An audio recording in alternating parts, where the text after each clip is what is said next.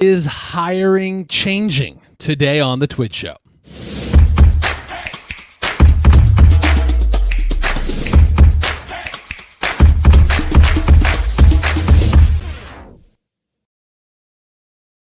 Hey, I'm Chris Wink. I'm the CEO of Technically. It's the Twitch Show, a weekly conversation on building better workplaces. I am joined by Farrell, the head of people at Wodify. Hello, Ali. Hey, Chris. Hi. How are you? I'm doing okay. It's 2020 Awesome. right now, time of recording. So, how good can you be? I can't wait to look back on this in like 10 years. I can't wait to never look back at this ever. But that's just the difference between you and me. Yeah. But it's apropos because we're seeing seismic changes in so many areas. We want to check in on how much, if at all, the job search is changing for the seeker, the hiring for the company, particularly in tech-enabled kind of growth stage companies. So, Ali, let's start with like maybe the obvious thing. We're staring at enormous rates of headline unemployment. Does this mean that for all tech-enabled growth stage companies that suddenly this is an employer's market and they can be choosy and the whole, fight for talent, war for talent is completely changed?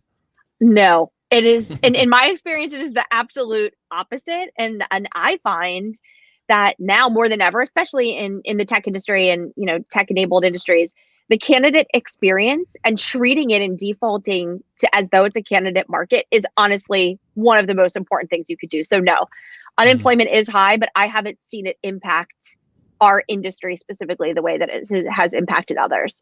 And I imagine particularly the roles that you might be most thinking about. Right. Yeah, absolutely. Yeah. So yeah, to me, defaulting to it's a candidate market is the best default to have when you're thinking about bringing someone into your organization. All right. So not a change. Something else. No change. That has not been a change then. That is, employee value prop, EVP, the sense of why is your company a great place to work or why is it an employer of choice? This has been a theme generally, but no more important than when you're after the hardest to reach job seekers. How are you viewing that in your job as a head of people? What does EVP, what does business value mean for you in hiring? What do folks need to be thinking about? I think one of the things that we encourage our leaders to do and anyone participating in the hiring here where I work at Wodify is we have to know what our brand is. We have to know why it is someone would want to work for us. And we have to be very clear about the type of values that we screen for. I mean, that is, I just very much view hiring and recruiting as you're entering into a relationship with somebody. It's not just a services contract. Like it is an actual relationship. And so being really honest about what potential candidates can get from us and what candidates can bring to us is so very important. So knowing your brand and knowing how to sell it is one of the most important things I think we as HR leaders and business leaders can bring to the table. Selling is a very human activity, and so is recruiting, and so is job seeking. And that is incredibly important to know what your brand is and to be able to communicate that effectively, really quickly too. We have very short attention spans now, so you need to be able to be very succinct in communicating what that is. Ali, where is EVP showing up for you in your own hiring process of Wodify? Like, where is that coming? So where it shows up for us is really interesting. And at Wodify, it's very different than other organizations that I've led and supported. We spend the bulk of our time when we're interviewing actually focused on our values. So we have a really thoughtful recruiting process whereby we screen for skills up front. And if we're getting to a place where we are having a final interview with somebody, we're operating under the assumption that he or she has the skills or they wouldn't have gotten that far. And now we're really focusing on values and values alignment and digging into how they've demonstrated that in the past. And what we do in our interview process that I think is like best practice, honestly, is we allow for debrief breaks. So, we'll bake in 20 minutes during the interview process for candidates to debrief and for us to debrief to decide if we're a match, if we're a fit for one another. And at any time during the interview process, if we're not, we totally say like, thank you so much for interviewing with us. We want to respect your time and vice versa. And so if we're not a fit for you, that's okay. And we respect that decision. So we are an incredibly values-based interview process.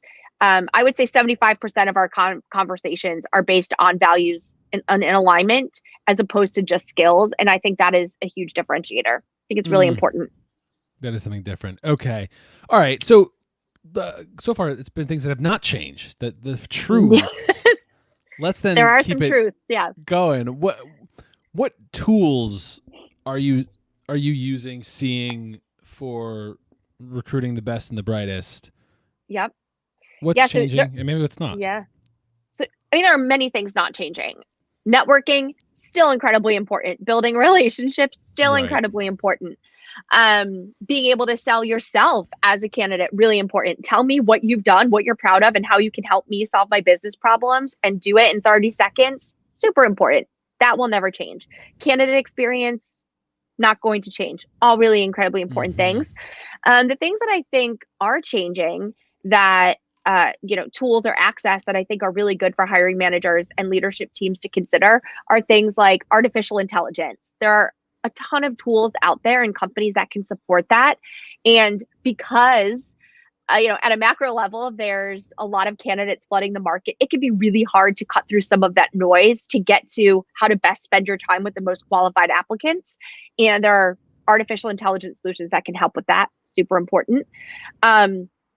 I think another tool you have is internal mobility. Sometimes we overlook people internally who might be really good fits for jobs. And that's just a win-win-win-win-win all the way around. So going externally might not always be the best choice. So just pause for a day, think about it, and then decide whether there's someone internally who you could tap into in that way. Yeah. And I think those are two really helpful things. Well, and it might surprise folks that you like one of those things you didn't gush about was, massive technology platforms. You alluded to AI, but talk to me a bit about, like, we've seen one of the biggest trends in hiring has been the frictionless environments. The big tech platforms who give you a whole lot of bodies quickly that they're showing you applies. What does that mean for hiring managers? The quick apply, as it were. It is not helpful. I will say that these big hot take. Hot take. So the big tech, recruiting platforms, I find them to be just a necessary evil. It's like, as a business, you kind of have to participate.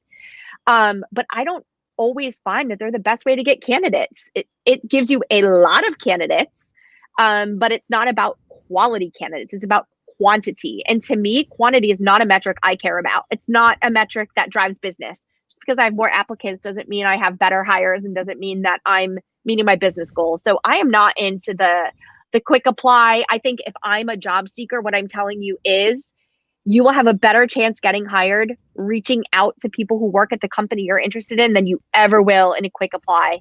Don't waste your time. The other thing too that just got me thinking about in terms of this, like, quick apply and quantity versus quality, is I am seeing now this as another tool, this rise of kind of like an outsourced recruiting solution that's not agency specific. So, you can pay 30% conversion fee to hire, you can hire an in-house recruiter, but there is this rise of recruiting consultants who kind of offer sourcing as a service, but with the overlay of, you, HR professional, you tell me how to sell your brand, integrate me into your process, and I will hire you talent for a fraction of the cost. So I am seeing a lot more recruiting side hustle out there, which is another tool for hiring managers as well.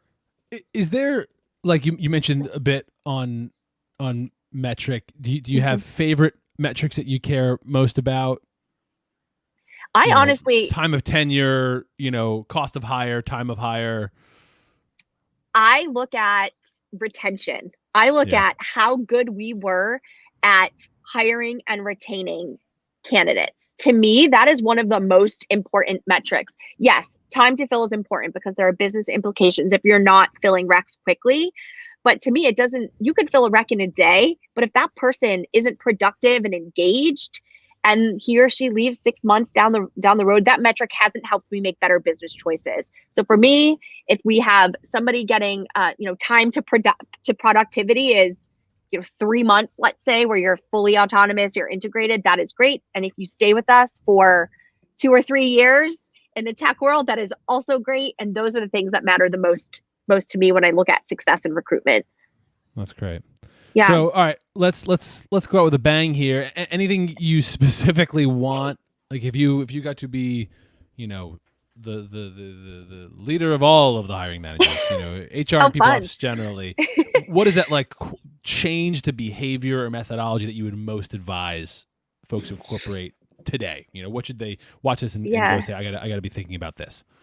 I think we touched on it a little bit earlier, a couple minutes ago, that it is so critically important that as a business, your values. And it is far more impactful for you to kind of switch the percentage of time you're focused on skills versus values in your interview process. I believe that really makes a huge difference. If you know your values, your brand, you're super honest with candidates, you treat them with a whole lot of respect and give them a really positive experience.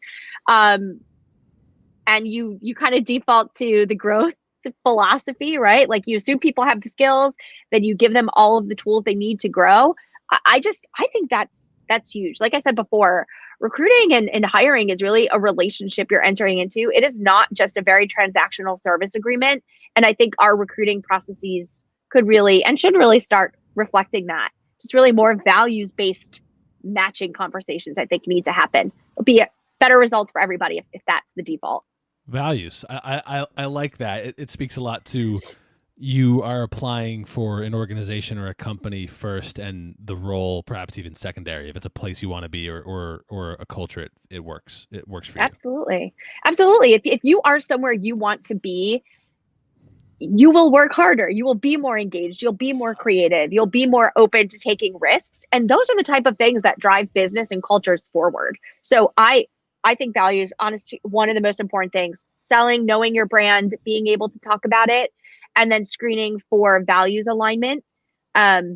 Super important. Allie, thank you so much for your time. Thank you, Chris. It was great.